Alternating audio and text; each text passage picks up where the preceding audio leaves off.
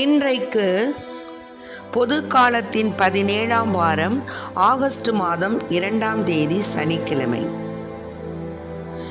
இன்று தேவன் நமக்கு தரும் ஜீவநீர் ஊற்றான இறை வார்த்தைகள் புனித மத்தேயு எழுதிய நற்செய்தி இயல் 14 இறை வார்த்தைகள் 1-12 முடிய.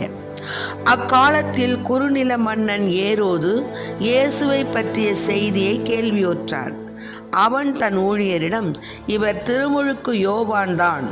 இறந்த யோவானை கடவுள் உயிர் பெற்றெழச் செய்தார். இதனால்தான் இந்த வல்ல செயல்களை இவர் செய்கிறார் என்று கூறினான். ஏரோது தன் சகோதரனான பிலிப்பின் மனைவியாகிய ஏரோதியாவின் பொருட்டு யோவானை பிடித்து கட்டி சிறையில் அடைத்திருந்தான். ஏனெனில் யோவான் அவனிடம், நீர் அவளை வைத்திருப்பது முறையல்ல என்று சொல்லி வந்தார். ஏரோது அவரை கொலை செய்ய விரும்பினான். ஆயினும் மக்கள் கூட்டத்தினர் அவரை ஓர் இறைவாக்கினர் என கருதியதால் அவர்களுக்கு அஞ்சினான். ஏரோதின் பிறந்த நாளில் ஏரோதியாளின் மகள் அவையினர் நடுவில் நடனமாடி ஏரோதை அகமகிழச் செய்தாள். அதனால் அவள் எதை கேட்டாலும் அளிப்பதாக அவன் ஒரு வாக்குறுதியை ஆணையிட்டு அறிவித்தான். அவள் தன் தாய் சொல்லி கொடுத்தபடியே திருமுழுக்கு யோவானின் தலையை ஒரு தட்டில் வைத்து, இங்கேயே எனக்கு கொடும் என்று கேட்டாள். இதை கேட்ட அரசன் வருந்தினான். ஆனாலும் தான் விருந்தினர் முன் ஆணையிட்டதால் அதை அவளுக்கு கொடுக்க கட்டளையிட்டான். ஆள் அனுப்பி சிறையில் இருந்த யோவானின் தலையை வெட்டச் செய்தான். அவருடைய தலையை ஒரு தட்டில் வைத்து கொண்டு வரச் செய்து அதை சிறுமியிடம் கொடுத்தான். அவளும் அதை தன் தாயிடம் கொண்டு சென்றாள். யோவானுடைய சீடர் வந்து அவருடைய உடலை எடுத்துச் சென்று அடக்கம் செய்தனர். பின்னர் இந்நிகழ்ச்சியினை இயேசுவிடம் போய் அறிவித்தனர். ஆண்டவரின் அருள்வாக்கு. கிறிஸ்துவே மக்கு புகழ். என்னோட இயேசுவே கொஞ்ச நேரம் பேசுமே, ஆசையாயிருக்குதையா. என்னோட இயேசுவே கொஞ்ச நேரம் பேசுமே, ஆசையா இருக்குதையா. ஓ அருகில் நான் அமர்ந்து என் கதைய சொல்ல வேணும். ஓ அருகில் நான் அமர்ந்து என் கதைய சொல்ல வேணும். எப்போதும் நான் இருப்பேன் என்று சொல்லவும் வேணும். எப்போதும் நான் இருப்பேன் என்று சொல்லவும் வேணும். என்னோட இயேசுவே கொஞ்ச நேரம் பேசுமே, ஆசையா இருக்குதையா. நான் திரும்புகிற திசையெல்லாம் உன் உருவம் தெரிய வேணும். நான் திரும்புகிற திசையெல்லாம் ஓ உருவம் தெரிய வேணும். திரும்பாத சொந்தமாக நீ மட்டும் எனக்கு வேணும். திரும்பாத சொந்தமாக நீ மட்டும் எனக்கு வேணும். என்னோட இயேசுவே கொஞ்ச நேரம் பேசுமே, ஆசையா இருக்குதையா. ஓ கைய புடிச்சி நானும் காலார நடக்க வேணும். ஓ கைய புடிச்சி நானும் காலார நடக்க வேணும். கலங்குற என் கண்ண ஓ கரமே தொடைக்க வேணும். கலங்குற என் கண்ண ஓ கரமே துடைக்க வேணும். என்னோட இயேசுவே கொஞ்ச நேரம் பேசுமே, ஆசையா இருக்குதையா. என்னோட இயேசுவே கொஞ்ச நேரம் பேசுமே ஆசையா இருக்குதையா, ஆசையா இருக்குதையா, கொஞ்ச நேரம் பேசுங்கய்யா, என்னோட கொஞ்ச நேரம் பேசுங்கய்யா, ஆசையா இருக்குதையா, ஐயா ஆசையா இருக்குதையா, கொஞ்ச நேரம் பேசுங்கய்யா, எனக்கு ஆசையா இருக்குதையா.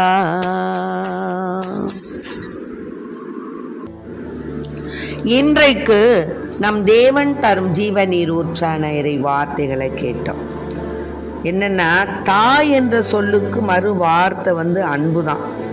அந்த தாயினுடைய பக்குவத்தை பொறுத்து தான் அன்பின் பிரதிபலிப்பு வெளிப்படுது. ஒரு கண்ணியமில்லாத பெண்கள் தங்கள் பழிவாங்கும் நோக்கத்திற்காக இப்போ செஞ்சா இல்லையா இந்த ஏரோதியால், அவளை பிலிப்பின் மனைவி அவ என்ன செஞ்சிட்டா, ஏரோதுவை விரும்பி அவனோட இருந்தான். அதனால யோவான் என்ன சொல்கிறாரு, அந்த ஏரோதுகிட்ட சொல்கிறாரு, நீ அவளை வைத்திருப்பது முறையல்லப்பா, அவளை விலக்கி விடுன்னு சொல்கிறாரு. ஆனால் அவளுக்கு என்ன இஷ்டம், அந்த ஏரோதோடு இருந்தால் தான் நல்லா சௌரியமாக இருக்கலாம், நல்லா சொத்து பத்தோடு இருக்கலாம், நம்முடைய நாட்கள் எல்லாம் ரொம்ப சந்தோஷமாக போகும்னு அவன் நினச்சிக்கிட்டு அவன் விடமாட்டேங்கிறா கொழுந்தனை. இதை அவர் எடுத்து சொன்னதுனால என்ன ஆயிடுச்சு, இவனை ஏறுவதுக்கு யாருக்குமே பர்சனலாக அவங்களுடைய பர்சனல் விஷயத்தை சொன்னால் கோபம் வரும். ஆகவே இவன் என்ன செஞ்சிட்டான், யோவானை எப்படியாவது கொல்லணும்னு திட்டம் போட்டுக்கிட்டு இருந்தான். அந்த திட்டத்துக்கு ஏதுவாகத்தான் இப்போ என்ன ஆயிடுச்சு, அவனுடைய அரசவையில் அந்த ஏரோதியாருடைய மகள் நடனம் ஆடுறா. நடனம் ஆடின உடனே அவன் என்ன பண்ணிட்டான், மது மயக்கத்தில் நீ எதை கேட்டாலும் உனக்கு நான் கொடுக்குறேன். ஏன்னா அந்த காலத்தில் ராஜாக்கள்லாம் பரிசுகள் வழங்கி தான் தன்னை மகிழ்விப்பவர்களை அவங்க ஆறுதல் படுத்துவாங்க. அதனால என்ன பண்ணிட்டான், உனக்கு நீ எதை கேட்டாலும் நான் கொடுக்குறேன் அப்படின்னு சொல்லிட்டான். அந்த பிள்ளை என்ன பண்ணுது, உடனே இவன் ஏரோதியா சமயம் பார்த்துக்கிட்டு இருந்து யோவானை சிறையில போட்டிருக்காங்க. அவன் என்ன பண்ணுறான், மகள்கிட்ட அந்த யோவானுடைய தலையை கேளுன்னு சொல்லிட்டான். அதே மாதிரி அந்த பிள்ளை என்ன பண்ணுது, யோவானுடைய தலை எனக்கு வேணுங்குது. அப்போ தான் அவன் நினைக்கிறான், ஆஹா நம்ம சொன்ன சொல் தவற மாட்டாங்க இல்லையா ராஜாலாம், ஆகா நம்ம சொல்லிட்டோமே அப்படின்னு அந்த சிறையில் இருக்கக்கூடிய யோவானை அவரை போய் சேர்ந்த படை வீரர்களை அனுப்பி அவருடைய தலையை வெட்டி தட்டில் வச்சு கொண்டாந்து இந்த பிள்ளைகிட்ட கொடுத்துறான். அந்த பிள்ளையும் ஓடி போய் அவங்க அம்மாட்ட கொடுக்குது. ஆக தீமைக்கு சாட்சியமாக இந்த ஏரோதியால் இருக்கிறாள். அவளும் ஒரு தாய் தான். அந்த தாய் பாருங்கள், அந்த பிஞ்சு மனசுல இத்தகைய ஒரு கொடூரமான ஒரு எண்ணத்தை பதிய வைக்கிறாள். அதனால தான் கண்ணியமில்லாத பெண்கள் தங்கள் பழிவாங்கும் நோக்கத்திற்காக தாங்கள் பெற்ற பிள்ளைகளின் பிஞ்சு மனங்களில் நஞ்சை விதைக்கிறாங்க. தாய் தான் முதல் ஆசிரியை ஒரு குழந்தைக்கு. அவருடைய கர்ப்பத்தில் இருக்கும் பொழுதே இப்போ எல்லாம் என்ன பண்ணுறாங்க, அநேக நல்ல ஞான காரியங்களை பேசுகிறாங்க. தாய் அந்த குழந்தை கேட்குது, நல்ல ஞான கதைகளை சொல்கிறாங்க, ஞானத்திலே வளர்க்குறாங்க. சிலர் என்ன பண்ணுறாங்க, உலகம் போன போக்கில் வளர்க்குறாங்க. அது தவறு. இப்போ குழந்தைகள்லாம் ரொம்ப ஐக்யூ நிறையா இருக்குது. அதனால அந்த குழந்தைகளை என்ன செய்கிறாங்க, தாய் தன்னுடைய கருவில் அந்த குழந்தைக்கு ஞானப்பாலை ஊட்டி கொண்டே இருக்கிறார். அந்த குழந்தை தான் ஆசீர்வாதமுள்ள குழந்தையாக இருக்கும். இந்த மாதிரி ஏரோதியால போல இருக்கக்கூடாது. தாய் தான் முதல் ஆசிரியை, வீடு தான் குழந்தைகளுக்கு முதல் பள்ளிக்கூடம். தாயிடம் கற்ற தவறான மாதிரிக குறிப்பிட்ட வயசு வந்தவுடனே உலக ஈர்ப்பு, உடல் இச்சை, இழிவான உணர்ச்சிகள் எல்லாம் சேர்ந்து அந்த குழந்தைய மிக ஒரு தீமையான ஒரு திசையை நோக்கி தள்ளிவிடும். அதனால தான் புனிதமான தாய் அன்பில் வளர்பவர்கள்லாம் பேறு பெற்றவர்கள். அந்த தாயின் அன்பில் புனிதம், இறைபயம், முதிர்ச்சி, விவேகம், தாழ்மை என்ற தூய ஆவியாரின் கொடைகளும் கனிகளும் வெளிப்படுகின்றன. நல்ல மரம் நல்ல கனி தான் கொடுக்கும். இந்த இடத்துல நான் ஒன்று சொல்ல விரும்புகிறேன். என்னென்னா, இந்த ஏரோது மனம் திரும்புவதற்கு ஆண்டவர் ஒரு கருத்தை சொல்லிருக்கிற ஒரு இறைவன் ஒரு சூழ்நிலையை அமைச்சு கொடுக்குறாரு. ஆனால் யார் மூலமாக? யோவான் மூலமாக. ஆனால் அவன் என்ன செய்கிறான்? இறை பயம் இல்லாமல் அந்த தவறை மீண்டும் மீண்டும் செய்கிறான். ஆக இப்போ நம்ம ஒரு தீமையான காரியம் செய்கிறோம், நம்ம போகிற போக்கு சரியில்லைன்னா தேவன் என்ன பண்ணுவார்? நம்ம திருந்துவதற்கான வாய்ப்புகளை கொடுப்பார். அது என்னன்னா நம்முடைய வாழ்க்கையில் ஏற்படக்கூடிய இறை இரக்கத்தின் குறுக்கீடு. ஆண்டவர் நம்மீது உள்ள அந்த இரக்கம் என்ற வேலிக்குள் வைத்து நம்மளை மூடி பராமரித்து பாதுகாப்பதற்காக நம் பாவ வாழ்க்கையை விட்டு நீங்கிறதுக்கு சந்தர்ப்பம் கொடுப்பார். அத்தகைய சந்தர்ப்பத்தை நம்ம என்ன செய்யணும்? பற்றி கொள்ளணும். ஏரோதை போல அதை விலக்கி விடக்கூடாது. ஏரோது பாவத்துக்கு மேலே பாவம் செய்கிறான். அவன் பாவம் செஞ்சான், தன்னுடைய சகோதரன் மனைவியை வச்சுக்கிட்டான். அதனால யோவான் செய்கிறது தவறுன்னு திருத்தினார். இவன் நல்லவனாக இருந்தால் என்ன பண்ணியிருக்கணும்? உடனே அவளை விட்டுட்டு தன்னுடைய அரசனுக்கு எத்தனையோ பேர் அவன் என்ன செஞ்சிருக்கலாம்? அந்த மனைவியை அந்த ஏரோதியாலை விட்டுட்டு அவன் திருந்திருக்கலாம். திருந்துவதற்கு தேவன் ஒரு வாய்ப்பு கொடுக்குறாரு யோவான் மூலமாக. ஆனால் அவன் என்ன செய்யலை? திருந்தலை. ஆகவே அன்பு பிள்ளைகளை, நாம் எவ்வளவோ பாவிகளாக இருந்தாலும் சரி, திருந்துவதற்கு ஒரு நேரம் கொடுப்பார். அந்த நேரத்தை உடனே பிடிச்சிக்கொள்ளணும். பிடித்து கொண்டு நல்லதொரு பாவ சிங்கத்தனம் செய்து ஆண்டவருடைய இரக்கத்தை நம்ம பெற்றுக்கொண்டு அந்த ஆண்டவருடைய இறை இரக்கத்தின் குறுக்கீடை நம்ம உணர்ந்து நல்லவர்களாக மாறணும்.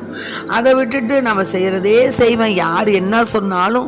அந்த முன்னாடி எங்கள் பாட்டி சொல்லுவாங்க, எருமை மாடு என்ன சொல்லுமா, இப்போ எங்கள் எருமை மாடு எக்ஸிபிஷனில் வச்சு தான் காமிக்கணும். எருமை மாடுனா என்னன்னே தெரியாது இப்போ உள்ள பிள்ளைகளுக்கு. அந்த எருமை மாடு என்ன பண்ணுவான்? நல்லா குளிச்சுட்டு வந்தாலும் மறுபடியும் சேரில் போய் கடந்து உருண்டு பிறண்டு வந்தால் தான் அதுக்கு சந்தோஷமா. அந்த மாதிரி நம்ம செஞ்ச பாவத்தையே செஞ்சுக்கிட்டே இருந்தோம்னா அது சரி வராது. தேவன் நமக்கு அநேக சூழ்நிலைகளை ஏற்படுத்தி கொடுக்கிறார் திருந்துவதற்கு. ஆகவே நாம் திருந்தணும். சொல்லிக்கிட்டே இருக்கக்கூடாது, செஞ்சுக்கிட்டே இருக்கக்கூடாது. ஆக தேவன் நமக்கு கொடுத்துட்டாரு அப்படி நமக்கு வர துன்பங்களை நம்ம மாற்றி யோசிக்கக்கூடாது. தேவனை நமக்கு துன்பம் கொடுக்குறாரு. நாம் செய்த பாவம் தான் நமக்கு இடையூறாக வினையாக வருது. ஆகவே அன்பு பிள்ளைகளை, நாம் எதை கொண்டாலும், அதாவது நம் வாழ்க்கையில், அதாவது ஏரோது என்ன செய்கிறான்? அவன் மட்டில் அவன் பயம் அவன் கொண்டதாகவே இருக்கிறான். தனக்கு இருந்த குற்ற உள்ளத்தை திருந்திய வாழ்க்கையாக மாற்றுவதில் அவன் தோற்று போய் விடுகிறான். அதனால தான் நம்ம வாழ்க்கையில் எல்லாமே தப்பாக நடக்குது அப்படின்னு இறைவன் நம்ம புறக்கணிச்சிட்டாரு. எசப்பா நம்மளை புறக்கணிச்சிட்டாரு, தேவனுக்கு கண்ணு இருக்கா, காது இருக்கா, மூக்கு இருக்கான்னு சொல்லி நம்ம புலம்புறோம். அத்தகைய புலம்பலை விட்டுடணும். இறைவன் நம்மை புறக்கணித்து விட்டார் என்று நினைப்பது தவறான ஒரு இயல்பு.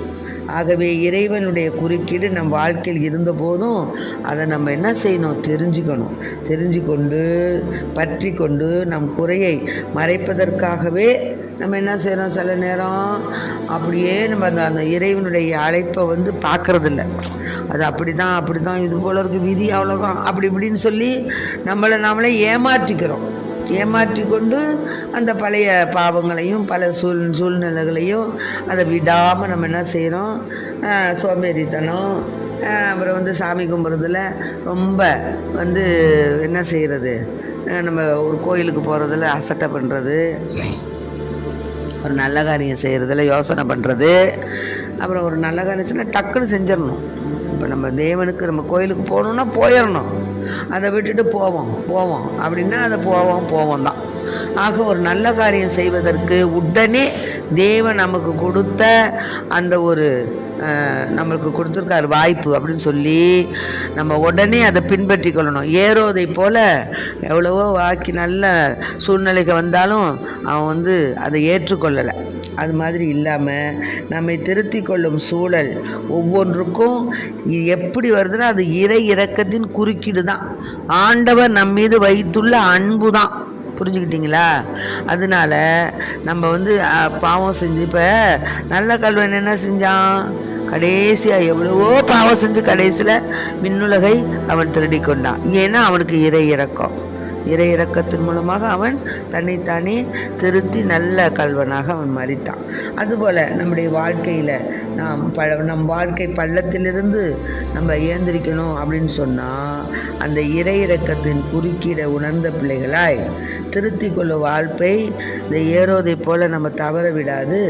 நம்ம என்ன செய்யணும்?